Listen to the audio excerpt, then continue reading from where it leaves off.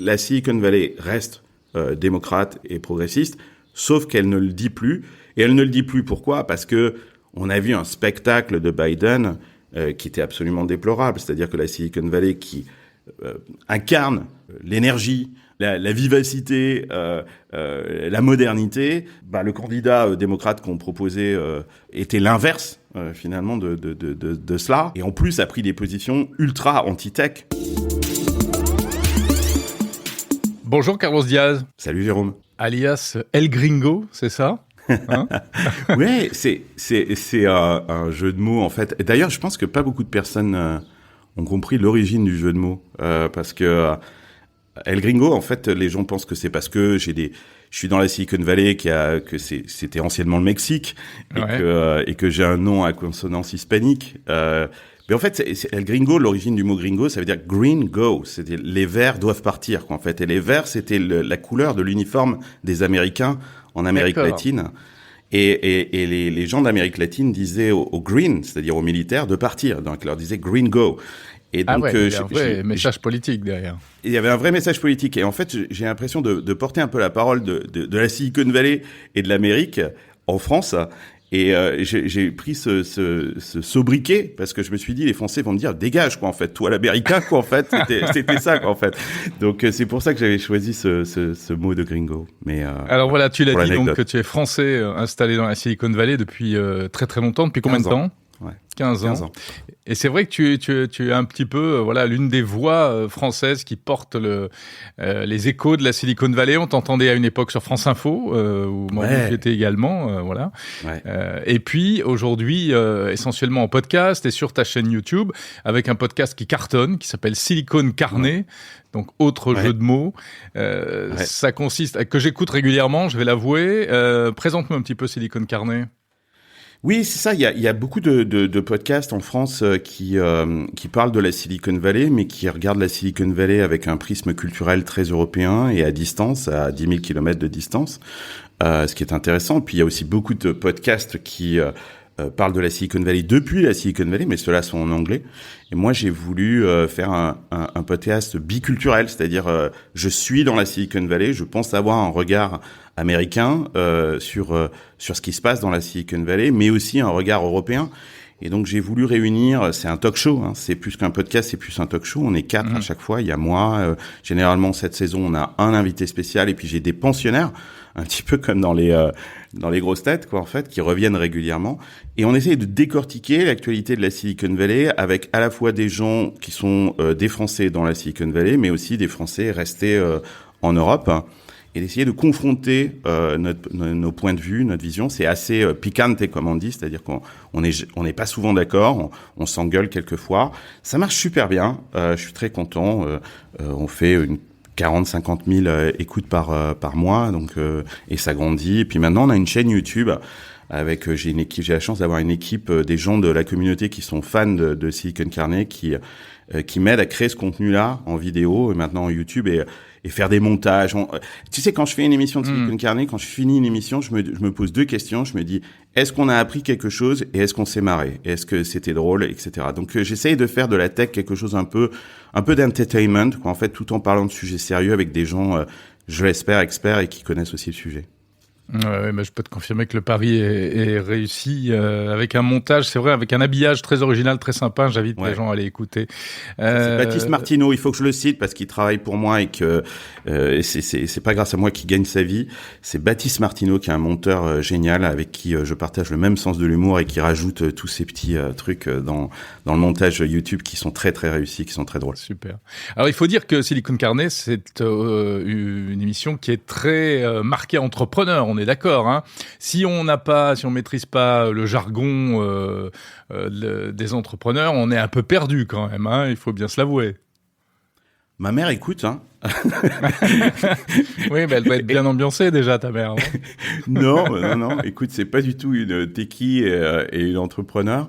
Non, mais oui, t'as raison. On parle de la tech et on parle de la tech, mais on parle pas de. Moi, je parle rarement de produits. On fait pas de démos, de trucs comme ça. Non, je veux dire, c'est vraiment le vocabulaire start-up en plus. Voilà. Oui. Vous jonglez avec les séries A, les séries B, les trucs, les machins. Oui, c'est vrai.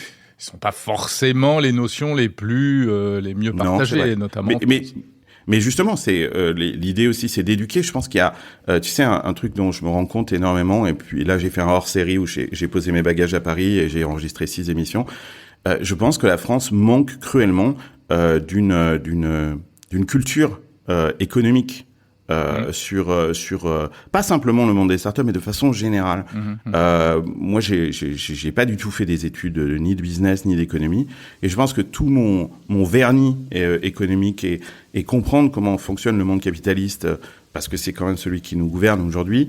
Je pense qu'on n'est pas super au fait et on connaît pas vraiment ces trucs-là. J'espère que les gens en écoutant Silicon Carnet, même s'il y a effectivement, comme tu le dis, un vocabulaire à s'approprier, on essaye de faire en sorte. Mais si tu écoutes régulièrement, bah tu vas t'approprier ces trucs-là. Alors, oui, il y a quelques anglicismes mystérieux, je le déplore certaines fois, mais sinon, oui, l'idée, c'est aussi de raconter la tech sous l'angle de la société, de l'économie, du business, ouais. À part ça, Carlos, tu n'as pas toujours fait ça. Et on s'était d'ailleurs rencontrés à San Francisco il y a très très longtemps sous ta casquette d'entrepreneur également. Oui. Hein, et puis après, on va rentrer dans le vif du sujet, mais pour bien savoir, voilà, tu as eu différentes activités entrepreneuriales et en termes d'investissement également. Oui, j'ai créé plusieurs startups. Je me définis d'ailleurs, je pense, plutôt comme un entrepreneur. En tout cas, c'est ça qui m'a fait vivre.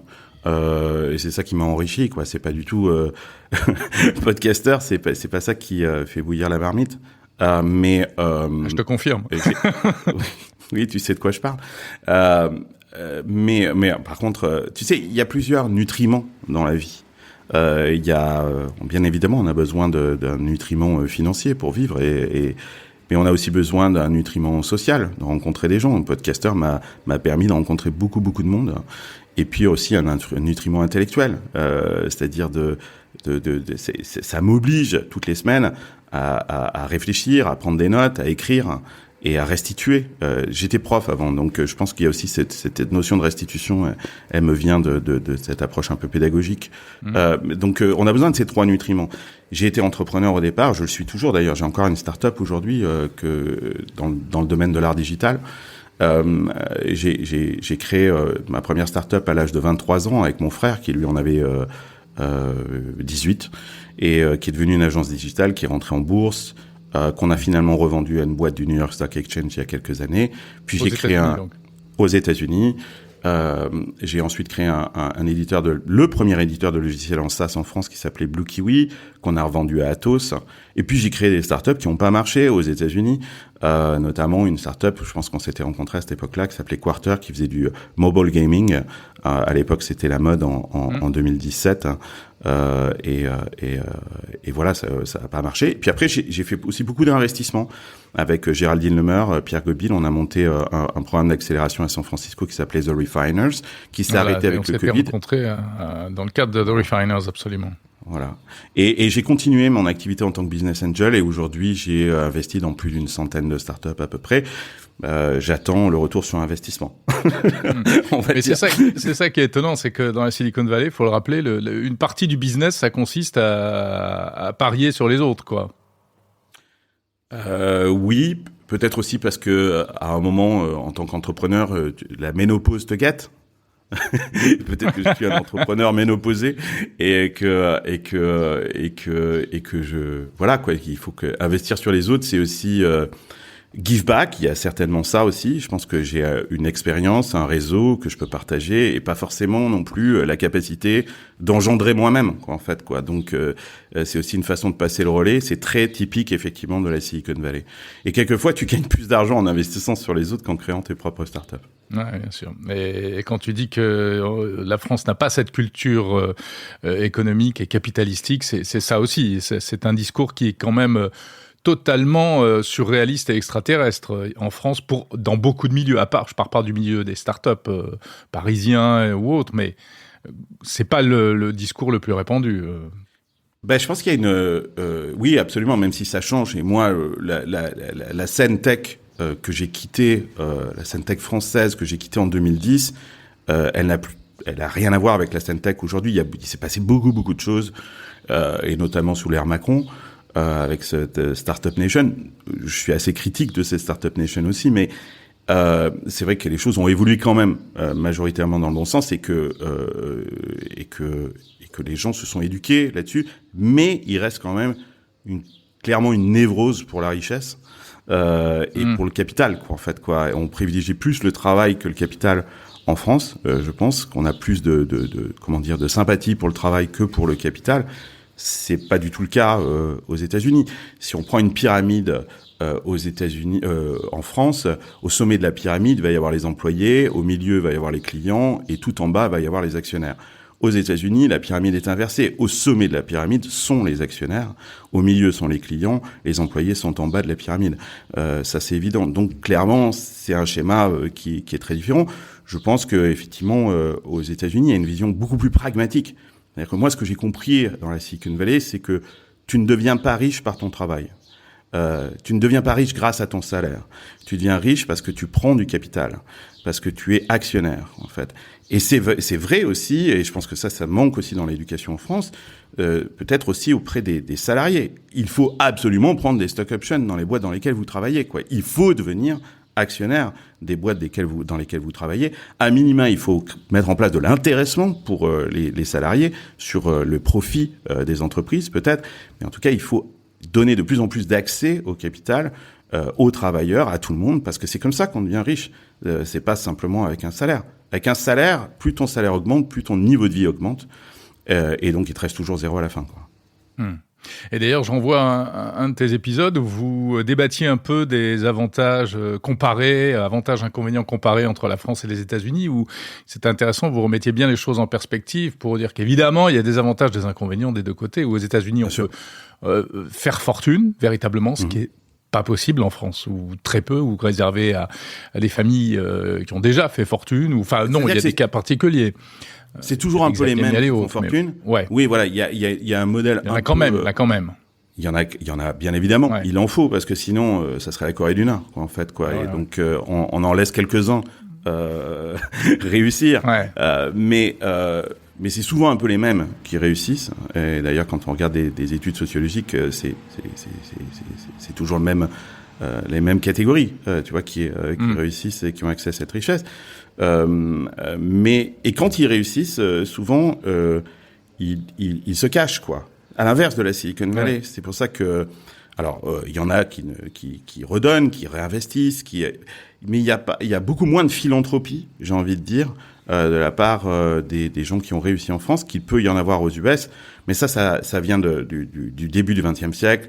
C'est le modèle de Carnegie, quoi, en fait, au début du capitalisme aux États-Unis, qui prônait que la société américaine laisse les gens s'enrichir et que les riches deviennent très riches, mais qu'on mette en place un système de philanthropie pour permettre ce ruissellement. C'est ce qu'on a permis aux États-Unis. C'est beaucoup moins le cas en France. C'est beaucoup plus tabou, je dirais. Je ne dis pas que les US ont entièrement réussi là-dessus, mais en tout cas, il y a beaucoup plus de philanthropie aux États-Unis qu'il y en a en France. Il nous faudrait beaucoup plus de Xavier Niel, en fait, quoi. Ouais, bien sûr. On en a un, mais il en faudrait 10, quoi. Et ce que vous rappeliez, notamment dans l'épisode auquel je fais allusion, c'est qu'on peut aussi tout perdre très vite. Et beaucoup sont montés très haut et sont redescendus très bas aussi. Même si, voilà, faut pas généraliser, mais bon. Non, mais c'est dingue. En fait, on parle beaucoup des homeless à San Francisco et qu'il y a beaucoup de homeless à San Francisco, mais parmi eux, il y a des gens de la tech. Hein. Il y a des gens qui ont tout perdu, quoi, en fait. Quoi. C'est pas seulement, tu vois. Donc, non, c'est une société qui est très brutale. Je n'en fais pas l'apologie. Hein. Elle a ses côtés positifs, elle a ses côtés négatifs. La France est un merveilleux pays aussi sur plein de sujets, sur plein de dimensions. La société américaine est très très brutale. On peut réussir et on peut tomber dans le caniveau très très vite, et en l'espace de quelques mois. Carlos Diaz, est-ce que la Silicon Valley, c'est toujours le cœur du réacteur de la tech aujourd'hui ? Je le pense. C'est marrant que tu me poses cette question, parce que ça fait 15 ans qu'on me pose cette question. C'est-à-dire que ça fait 15 ans que je suis dans la Silicon Valley, ça fait 15 ans qu'on me dit « Ouais, la Silicon Valley, c'est plus ça, c'est plus ce que c'était, etc. etc. » Elle est toujours là, et quand on regarde notamment ce qui se passe aujourd'hui, cette grande révolution de l'intelligence artificielle, qui pour moi est un changement de paradigme presque anthropologique, quoi, civilisationnel, il nous vient encore de la Silicon Valley. C'est-à-dire que les acteurs qui trustent, en fait, non seulement la technologie, mais aussi la pensée qui est derrière, sont des acteurs de la Silicon Valley et des investisseurs de la Silicon Valley. Mais on sait qu'il y a eu aussi, un peu des migrations vers New York, la Floride, le Texas, etc. Quand on regarde les écosystèmes, le premier écosystème en tête largement en termes de start-up, sur plein de critères, c'est la Silicon Valley. Le deuxième, c'est New York et Londres, ex aequo d'ailleurs. La France arrive en 14e position et Tel Aviv est en 4e position, la vraie Startup Nation. Je pense que ce qui s'est passé depuis 15 ans que j'y suis, c'est que effectivement il y a eu une forme de dématérialisation de la Silicon Valley. La Silicon Valley est devenue plus un courant de pensée qui s'est expatrié au-delà des frontières de la Silicon Valley. Parce que quand on regarde l'écosystème de la French Tech, c'est une sorte de réplique finalement de la Silicon Valley, avec quelques subtilités, comme on vient de parler, et des héritages culturels différents, mais c'est très inspiré de la Silicon Valley. Je pense que le parallèle à faire, c'est avec Hollywood. Hollywood, ça fait très longtemps qu'on ne filme plus de films à Hollywood. Les films sont filmés partout dans le monde. Les réalisateurs viennent du monde entier. Mais la production du cinéma d'Hollywood reste à Hollywood. Et je pense que tant que les capitaux et les penseurs seront dans la Silicon Valley, peu importe où se créent les startups, peu importe d'où viennent les entrepreneurs, ça restera la Silicon Valley. Malgré, je le disais, des départs, enfin des tentatives de créer des pôles ici et là, vu de France, ce qu'on a vu ces derniers mois, ces dernières années même, c'est le prisme déformant des réseaux sociaux, mais c'est des images pas très belles de San Francisco, de la Silicon Valley et tout, des retours qui expliquent que la vie a changé, que c'est beaucoup moins sympathique qu'avant, et beaucoup ont fui à cause de ça. Ça a été le cas pendant le Covid, et aujourd'hui on voit beaucoup de retours. D'abord parce qu'il y a beaucoup d'argent, à nouveau, qui est déployé notamment dans le domaine de l'intelligence artificielle. Et donc, assez ironiquement, on voit beaucoup de gens qui étaient partis avec beaucoup de fracas revenir dans la Silicon Valley. Je pense par exemple à quelqu'un comme Kees Rabois, en fait, qui était un investisseur historique de chez Khosla Venture, qui était parti dans le fond de Peter Thiel et qui s'était enfui à Miami en disant que la Silicon Valley était devenue une sorte de dépotoir démocrate, progressiste, woke, etc., etc. Aujourd'hui, il est de retour. Et donc, tu n'empêcheras jamais les papillons de revenir à la lumière, en fait. Et la lumière, elle brille encore aujourd'hui dans la Silicon Valley. Donc, on voit énormément de retours. Après, la vie à San Francisco, moi, j'y suis depuis 15 ans. Et certes, il y a quelques quartiers qui sont compliqués. Mais enfin, si tu vas à Stalingrad, c'est pas mieux, hein, quoi, tu vois. Mais, sauf que dans la presse et dans les médias, on essaye de faire croire que c'est toute la ville qui est comme ça. Non, c'est pas vrai. C'est quelques zones qui effectivement où on a Walking Dead et quelques zombies, quoi. Effectivement, c'est les ravages de la drogue et c'est terrible. Mais rappelez-vous que San Francisco a toujours été une ville refuge. Ça fait partie de la culture de la ville de San Francisco que d'accueillir des gens qui, dans cette société américaine qui est très brutale et très polarisante, San Francisco est un peu la dernière ville où si vraiment ta vie est en train de s'effondrer, où tu peux aller et où la ville va s'occuper de toi. Ça coûte énormément d'argent d'ailleurs à la ville de San Francisco, ce genre de choses-là, quoi. Mm-hmm. Et puis il y a beaucoup de problèmes de santé mentale. En fait, c'est ça. Et on récupère aussi beaucoup de gens qui sont malades, quoi, en fait, mentalement, quoi, en fait. Et effectivement, San Francisco s'en occupe. Les autres villes, non. Alors, si on revient un peu à la tech, en ce moment, quelles sont les pépites qui te font vibrer en Californie ? Non, moi, je suis très, très impressionné par ce que fait OpenAI, quoi. C'est hallucinant, quoi, en fait. Comment est-ce que cette boîte qui existe depuis un petit bout de temps maintenant, mais en lançant un produit comme ChatGPT, a complètement changé le discours, le paradigme. Ces agents intelligents, cette intelligence artificielle devient une nouvelle interface. Je pense certains disent que c'est du même acabit que quand le mobile et l'iPhone est sorti. Moi, je pense que c'est encore plus grand que ça, quoi. Ça change tout, quoi, en fait. C'est-à-dire que on se rappelle que Marc Andreessen avait cette phrase très fameuse dans les années 2010 où il disait Software is eating the world. Le software est en train de manger le monde. Aujourd'hui, Marc Andreessen, le créateur de Netscape, et aujourd'hui grand investisseur dans la Silicon Valley. Hein. Et nouveau supporter de Trump. Oui, on va en parler, ouais. Absolument. Et aujourd'hui, AI is eating software. C'est-à-dire que vraiment, on n'a plus besoin de certains logiciels et qu'une intelligence artificielle, et si tant est qu'on arrive à une general intelligence, vont nous permettre de coder. C'est parce que les gens ne se rendent peut-être pas compte de ça, mais quand vous dialoguez avec une intelligence artificielle, cette interface homme-machine, vous êtes finalement en train de coder des choses en langage naturel. C'est ça ce que vous êtes en train de faire. Vous êtes en train d'activer du GPU, c'est-à-dire cette force, cette mémoire, cette puissance de calcul à travers du langage naturel pour faire des choses. Donc peut-être que le software is dead. C'est ça qui est dingue. Et que l'individu... Enfin, je serais parent aujourd'hui, je me poserais la question de savoir si j'ai besoin... Si mes enfants font computer science aujourd'hui, on se rappelle qu'il y a quelques années, ils disaient il faut que vraiment les gamins aillent faire du computer science. Ben, je sais plus aujourd'hui. Je pense qu'il vaudrait mieux faire de la philosophie, du droit et de l'éthique. Hein. Alors, c'est pas l'avis de tout le monde. Et quand même, malgré la déferlante IA, au contraire... des voix qui s'élèvent pour dire que non, il faut continuer à apprendre à programmer les machines, parce que finalement, les vrais maîtres du monde restent pour l'instant encore un peu, au moins pour un certain temps, les humains, ceux qui pilotent, qui sont aux manettes. Derrière ces machines, il y a toujours un humain, en fait. Hein. Ça, c'est toute façon, c'est. Les gens se posent beaucoup de questions, notamment en France. Là, j'y étais où je disais l'intelligence artificielle va nous remplacer, mon boulot est foutu, etc., etc.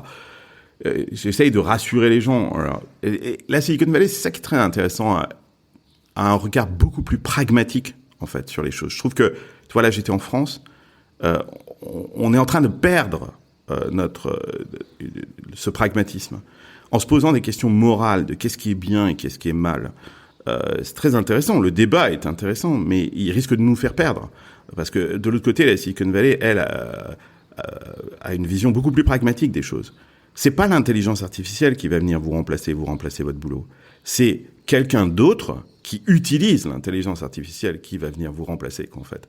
C'est pas, une machine n'a absolument aucun intérêt, à vous remplacer. Là, je rentre à San Francisco le 8 août. Elon Musk nous a promis les robotaxis. Donc, j'ai hâte de voir l'annonce de Tesla. Voilà une autre société qui je trouve hallucinant. C'est-à-dire que cette boîte qui est colossale, cotée en bourse, qui s'est positionné comme un fabricant de véhicules électriques et qui aujourd'hui pivote complètement parce qu'elle sait qu'elle a perdu la bataille du véhicule électrique face aux Chinois notamment, et qui pivote complètement pour devenir une robot factory, quoi, en fait, pour devenir une robot company, et qui nous dit la clé, c'est pas la voiture sera peut-être notre premier robot, et encore, je veux équiper le monde de robots au service des humains. Et on va acheter des robots comme on achète un aspirateur doté d'intelligence artificielle. Et Tesla est très très bien positionné pour le faire parce qu'ils ont l'énergie, ils ont les gigafactories, ils ont la capacité de fabriquer en masse en fait des produits, que ce soit des voitures ou des robots. Ils ont l'intelligence artificielle, etc. Et ils ont surtout un Musk aux commandes qui est un visionnaire. Donc voilà, pour citer deux sociétés qui aujourd'hui m'inspirent énormément. Ce qui m'inspire le moins pour le moment, c'est les acteurs traditionnels du software, les Oracle, les Salesforce, etc., qui, je trouve, ont pris un coup de poussière absolu, quoi, en fait, quoi, depuis quelques mois. Et ils sont devenus les anciens Big Blue, quoi. C'est ça, exactement. Ouais, c'est ça. Les IBM des années 80. Ouais. Elon Musk, il est plus trop en odeur de sainteté en France en ce moment. C'est dingue, oui, c'est vrai. Pour X raisons, c'est le cas de le dire. Mm-hmm. Qu'est-ce que t'en penses ? Bon, je pense que le personnage est clivant. Pour moi, c'est Littlefinger dans Game of Thrones, en fait, quoi. C'est quelqu'un qui se nourri du chaos. Super intelligent, mais pas très sympa, quoi. Pas très sympa, et qui surtout a besoin du chaos parce qu'il a compris que le chaos était une échelle. Et je pense qu'il a raison, parce que quand on regarde son parcours et sa fortune et ce qu'il fait, donc il a besoin de créer du chaos. Et il le fait très très très bien, avec d'énormes dommages collatéraux. Mais quand on regarde rétrospectivement, tous les personnages clés de la Silicon Valley étaient un peu des connards, en fait, quoi. Aujourd'hui, on encense, on dit Steve Jobs, c'était un mec formidable. Moi, je me rappelle à l'époque, et j'ai des copains qui bossaient chez Apple, qui me disaient, mais c'était un sombre salaud, quoi, en fait, quoi. Donc, génial, mais horrible personnage, quoi, en fait. Humainement, ouais. Voilà. Et maintenant, aujourd'hui, il est élevé au rang de demi-dieu. Bill Gates aussi. On avait exactement la même vision de Bill Gates à l'époque, qui aujourd'hui a donné sa fortune à sa fondation et qui aujourd'hui est devenu une sorte de samaritain, etc., etc. Bon. Alors un est mort, l'autre est un peu rangé des bagnoles. Elon Musk est toujours aux commandes, est toujours à la manœuvre, et donc je me demande s'il n'y a pas besoin. Il faut comprendre que le succès de la Silicon Valley, c'est pas simplement de la technologie, c'est un mix de technologie relayé par les médias. C'est ça la force en fait de la Silicon Valley. C'est du storytelling. C'est du storytelling. Donc je pense que Musk a choisi un angle de storytelling.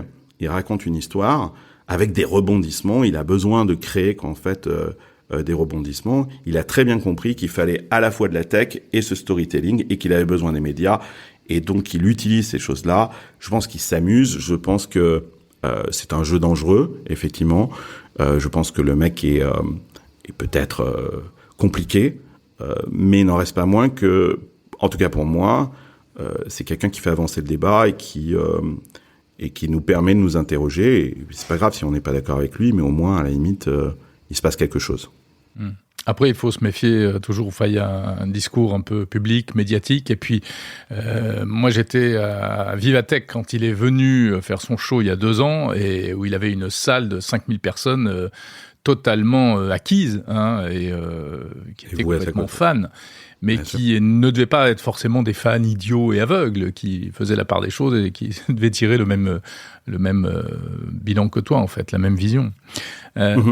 Il y a une chose, Carlos, aussi, qui peut-être contribue, encore une fois, à vue de France aujourd'hui, à ce que Musk soit un peu tombé de son piédestal, c'est son ralliement à Donald Trump. Il n'est pas le seul. Dans la Silicon Valley. Comment ? Il est surprenant parce que, allez, je rappelle que quand Donald Trump était président des États-Unis, Musk était chaud entre très virulent. Ouais, très très chaud. Alors, qu'est-ce qui se passe ? Ils peuvent pas se voir. Qu'est-ce qui se passe en ce moment dans la Silicon Valley ? Pourquoi la Silicon Valley roule pour Donald Trump ?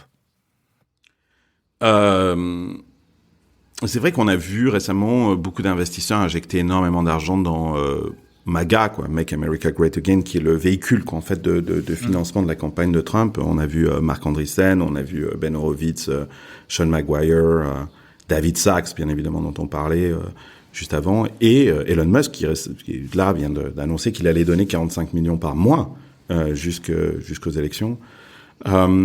Qu'est-ce qui se passe ? Je pense que fondamentalement, la Silicon Valley, elle l'est toujours encore, démocrate. Oui. Il y a eu un sondage il y a pas longtemps dans The Information sur les lecteurs de The Information. C'est sur un panel de 2500 lecteurs.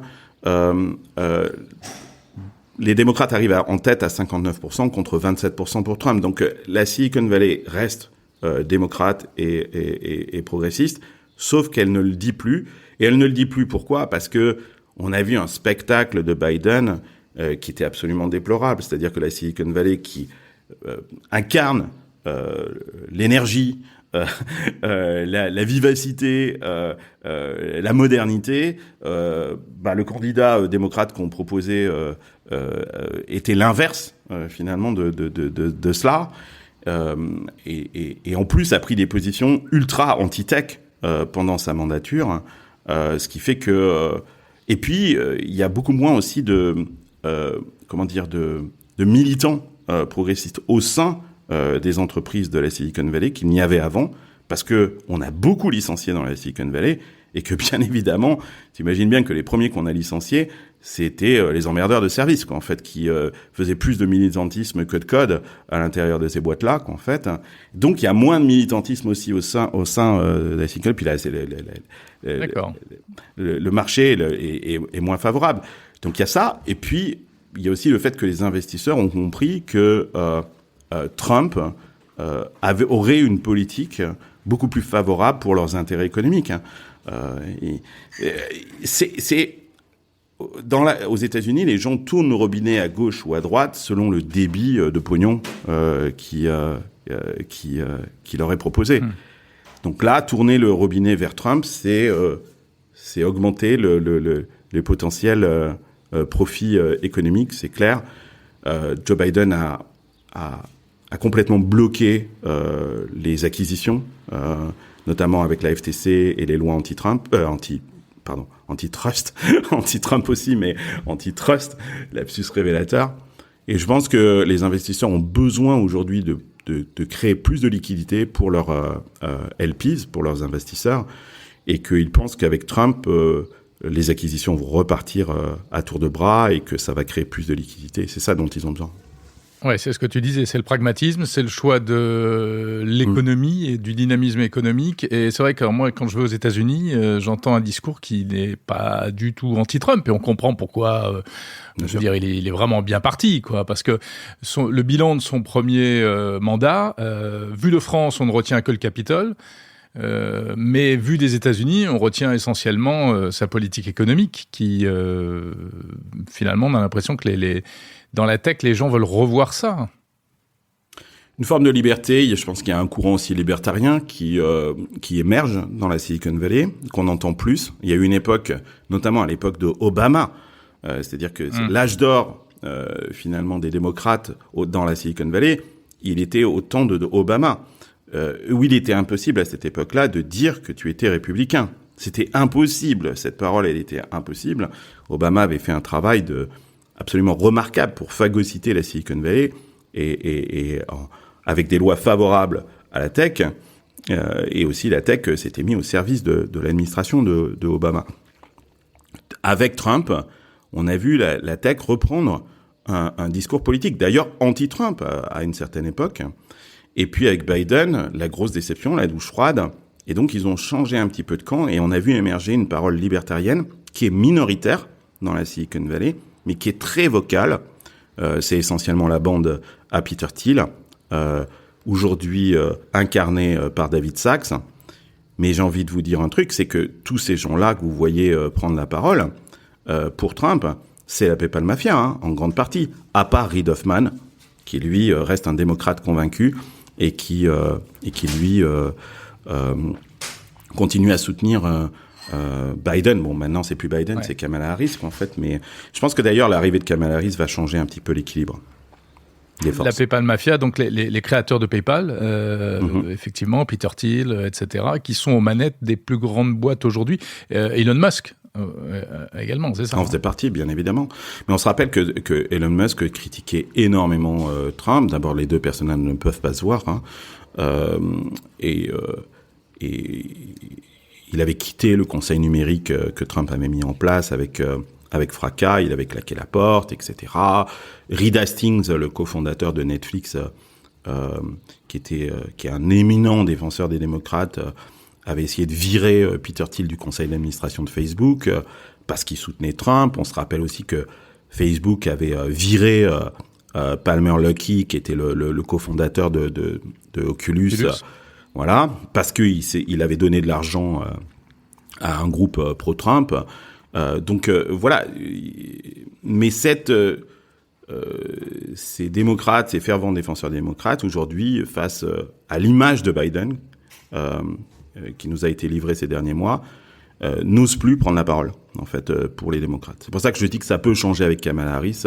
La campagne est relancée. Et du coup, dans ce vide, on a une minorité très vocale, plutôt libertarienne, largement portée par un podcast qui s'appelle The All In Podcast, avec Jason Calacanis, David Sacks, Shamat et David Friedberg, qui ont, depuis des mois, remonter l'image de Trump Un Trump qui d'ailleurs a beaucoup changé aussi, c'est plus le Trump d'avant. Hein. Voilà, c'est ce que j'allais te demander. Est-ce qu'il est dédiabolisé aujourd'hui, Donald Trump ? Oui, je pense, et encore plus depuis qu'il a échappé à la mort. Ah oui, là, il a marqué des points. Il s'est divinisé, quoi, en fait. C'est-à-dire que vraiment, hein, il y a beaucoup de gens aux États-Unis qui voient là la main de Dieu, quoi, en fait. Et puis je pense aussi que quand on échappe à la mort, on n'est plus la même personne, forcément.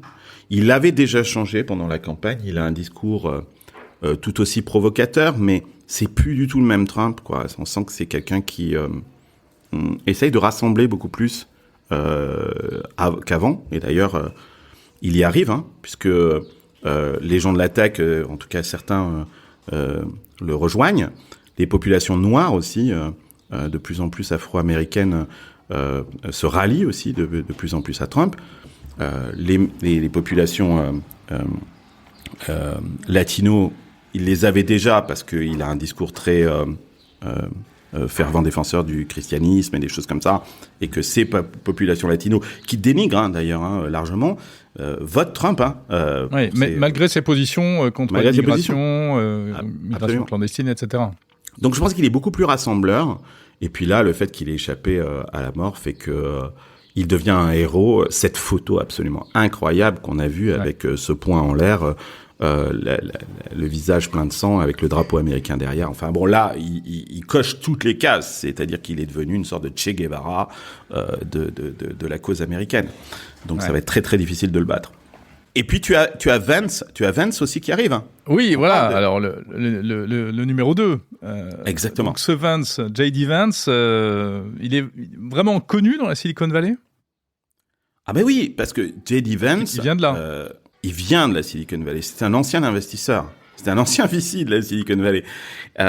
Donc quand la Silicon Valley a entendu que J.D. Vance serait le colistier de Donald Trump, ils ont tous sauté de joie. Ils se sont dit, ça y est, un ancien VC à la Maison Blanche. On a gagné. Et donc, bon, après, c'est pas si simple. Hein, c'est-à-dire que je pense que là, la Silicon Valley, elle fait preuve de pragmatisme d'abord, mais aussi d'une euphorie qui est dangereuse. Hein. Je rappelle quand même que Trump, il n'y a encore que quelques semaines, a dit qu'il allait foutre en taule Zuckerberg, hein, quoi, et certains dirigeants de la Silicon Valley. Donc, quand je vois toute cette Silicon Valley qui s'engouffre derrière Trump, je me dis, est-ce qu'ils sont pas en train de scier la branche sur laquelle ils sont assis parce que il est très menaçant par rapport à certains dirigeants de la Silicon Valley. Ouais. Et puis J.D. Vance, oui, c'est un ancien VC, mais il a été aussi très très critique envers la tech, notamment envers les grosses boîtes de tech. C'est plutôt un fervent défenseur de la régulation et de mettre en place plus de régulation pour les grosses entreprises. Je suis pas certain que ça aide aux lois antitrust. On sait aussi que beaucoup de startups dans la Silicon Valley, notamment des grosses, ont un paquet de procès aux fesses. Donc, est-ce que là, tout l'argent qu'ils sont en train de mettre, c'est une façon d'essayer de mitiguer, quoi, en fait, je sais pas comment dire en français, mais de jouer, en fait, sur ces procès qui sont intentés par le département de la justice américaine contre des Apple, des Alphabet, des choses comme ça. C'est possible aussi. Qu'est-ce qu'ils veulent aujourd'hui les gens de la Silicon Valley ? C'est moins de réglementation, moins de procès, comme tu dis, plus d'immigration. À un moment, c'était un discours très fort. On disait, mais la Californie, la Silicon Valley a besoin d'immigrés du monde entier pour fonctionner. Absolument, et ça c'est pas gagné parce que bien évidemment Trump et J.D. Vance pareil aussi sont pas des fervents défenseurs de l'immigration, y compris de l'immigration qualifiée, hein, choisie entre guillemets. Ouais. Voilà, c'est ça, dont dépendent notamment les entreprises technologiques, effectivement, parce qu'il y a plus de talent dans la Silicon Valley. OpenAI aujourd'hui est en train de faire des offres pour des ingénieurs en IA qui ont 4-5 ans d'expérience avec un salaire de base de $800,000 et un package avec du stock option de $2 millions. Donc $800,000 par an. Donc ça veut bien dire que si on est obligé d'augmenter les prix et les salaires de cette façon, c'est qu'il n'y en a plus, quoi. Enfin, il n'y en a plus de disponibles. Donc la Silicon Valley a terriblement besoin qu'on ouvre les frontières et qu'on fasse venir des talents de l'étranger pour travailler pour ces boîtes-là. C'est pour ça que Sam Altman a dit qu'il allait piquer tous les ingénieurs en IA français d'ailleurs. Bien sûr, et il va le faire. Parce que je veux bien qu'on soit patriote et qu'on aime la France, mais comment est-ce qu'on résiste à des offres et qui non seulement en termes d'argent sont très intéressantes, mais aussi en termes d'employabilité future, de bosser chez OpenAI et c'est génial. Nous en France, ça va pas être bon pour le niveau de vie en Californie quand même. Les loyers vont jumper encore. Mais bon, ouais, ça ça ne change pas ça en fait quoi. Donc qu'est-ce que veut la Silicon Valley? Effectivement, elle veut plus de liberté. Je pense que la Silicon Valley réussit parce qu'elle est loin de Washington. Donc en fait, elle veut que Washington s'éloigne d'elle et qu'on lui foute la paix. Je pense que c'est ça ce qu'ils veulent. Donc moins de réglementation, c'est pas gagné. Plus d'immigration, c'est clair. Je pense qu'ils veulent aussi, notamment Marc Andreessen et Ben Horowitz, qui sont les investisseurs de Andreessen Horowitz, ce fonds, qui a beaucoup investi dans la crypto et qui aujourd'hui est complètement bloqué, ce secteur, parce que l'administration Biden s'est montrée très agressive contre la blockchain et les crypto-monnaies. Ouais, et Trump, c'est le candidat des cryptos. Trump, c'est le candidat des cryptos. Et J.D. Vance aussi, son colistier, est plutôt en faveur des cryptos. Donc ça, je pense que derrière ça, il y a beaucoup d'investissements, il y a beaucoup d'argent sur la table dans le monde des cryptos et c'est peut-être aussi là un intérêt. Donc voilà, je pense qu'il y a ça. C'est ça ce qu'ils recherchent. Et puis plus d'entrées en bourse, on a besoin que les startups rentrent en bourse, qu'il y ait plus d'acquisitions qui soient faites pour créer plus de liquidités, pour que de l'argent revienne dans la machine, parce qu'aujourd'hui, il y a peu d'argent qui est revenu dans la machine pendant l'administration Biden. Merci, Carlos Diaz. On aurait pu passer encore 1 heure ensemble, mais on va s'arrêter là. Merci pour ce coup d'œil merci, Jérôme. Sur cette carte postale de la Silicon Valley. Écoute, merci. Je t'écoute moi aussi régulièrement et religieusement. Tu fais partie de mes podcasts que j'écoute. On a un ton différent, mais on parle de la même chose et c'est super intéressant de t'écouter. Donc merci et merci de m'avoir invité. Ça me fait. Merci beaucoup. Et je renvoie tous les auditeurs vers Silicon Carnet. Donc. Et j'espère qu'on te verra dans Silicon Carnet. Ça serait marrant que tu viennes. Ah bah écoute, avec plaisir. Ouais, ça serait cool. Écoute, je t'invite alors à la rentrée. Ça marche. Allez, j'accepte dès maintenant. Ciao, ciao. Super. Ciao, ciao.